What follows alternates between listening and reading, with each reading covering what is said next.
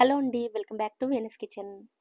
ఈరోజు వీడియోలో కప్పు అటుకులతోటి అప్పటికప్పుడు ఇన్‌స్టెంట్‌గా పకోడీలను ఎలా ప్రిపేర్ చేసుకోవాలో చూద్దామండి.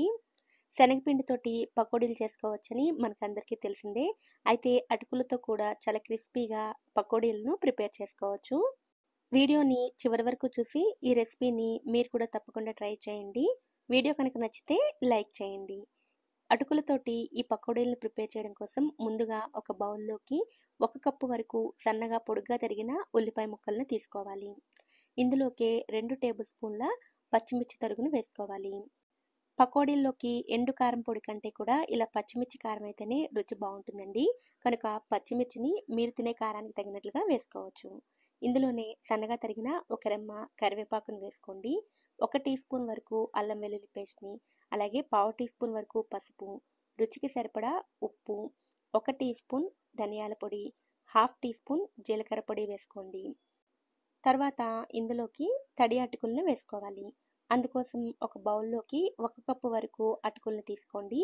ఈ పకోడీ రెసిపీ కోసం పల్చటి అటుకులు కాకుండా మందంగా ఉండే అటుకులనే ఉపయోగించండి.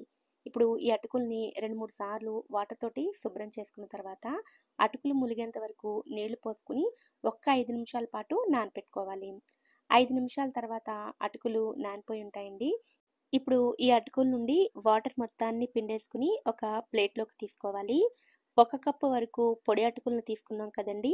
ఇవి నానిన తర్వాత 2 కప్పుల వరకు తడి అటుకులు వస్తాయి. ఇప్పుడు ఈ తడి అటుకుల్ని ముందుగా ఉల్లిపాయ ముక్కలవి వేసి పెట్టుకున్న బౌల్లోకి వేసుకుని అటుకుల్ని గట్టిగా నలుపుతూ కలుపుకోవాలి. అటుకులు తడిగానే ఉంటాయి కాబట్టి చాలా ఈజీగా మ్యాష్ అయిపోతాయి. అలాగే ఉల్లిపాయ ముక్కల్ని కూడా పొడుగ్గా ముక్కలుగా కట్ చేసుకున్నాం కదా! అవి కూడా చక్కగా స్ప్రెడ్ అవుతాయి. ఇలా కలుపుకున్న తర్వాత ఇందులోకి అరకప్పు వరకు శనగపిండిని, పావు కప్పు వరకు బియ్యం పిండిని వేసుకుని కలుపుకోవాలి. ఉత్తి అటుకులను ఉపయోగించి పకోడీలు చేసినట్లయితే ఆయిల్‌లో వేయగానే విడిపోతాయండి. బైండింగ్ కోసం కొద్దిగా అయినా సరే శనగపిండిని వేసుకోవాలి. అలాగే పకోడీ క్రిస్పీగా రావడం కోసం బియ్యం పిండిని వేసుకోవాలి. పిండిలు 2 బాగా కలిసేటట్లుగా కలుపుకున్న తర్వాత కన్సిస్టెన్సీకి తగ్గట్టుగా కొద్దిగా నీళ్లు వేసుకుంటూ కలుపుకోవాలి. మామూలుగా మనం పకోడీలకి పిండిని ఎలా అయితే కలుపుకుంటామో అలా కలుపుకుంటే సరిపోతుందండి.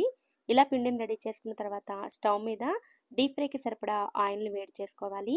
నూనె వేడైన తర్వాత మంటను మీడియం ఫ్లేమ్‌లో పెట్టుకుని ఇలా వీడియోలో చూపిస్తున్నట్లుగా కొద్దిగా పిండిని ఆయిల్‌కి సరిపడా వేసుకోవాలి.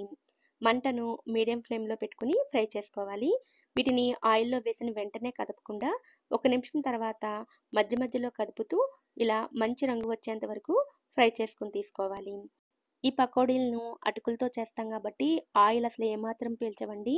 మీరు టిష్యూ పేపర్ పైన వేసుకున్నట్లయితే ఏదైనా కొద్దిగా ఆయిల్ ఉన్నా కూడా అవి అబ్జార్బ్ చేసుకుంటాయి. ఇలాగే మిగిలిన వాటిని కూడా ప్రిపేర్ చేసుకోండి. ఇలా మొత్తం అన్నిటిని ప్రిపేర్ చేసుకున్న తర్వాత మిగిలిన ఆయిల్‌లో కొద్దిగా పల్లీలను వేసుకొని లో ఫ్లేమ్‌లో వీటిని మంచి రంగు వచ్చేంత వరకు ఫ్రై చేసుకోండి. తర్వాత స్టవ్ ఆఫ్ చేసుకొని ఒక రెమ్మ కరివేపాకుని, అలాగే 4, 5 పచ్చిమిర్చిని ఇలా ముక్కలుగా చేసుకొని ఫ్రై చేసుకొని తీసుకోండి.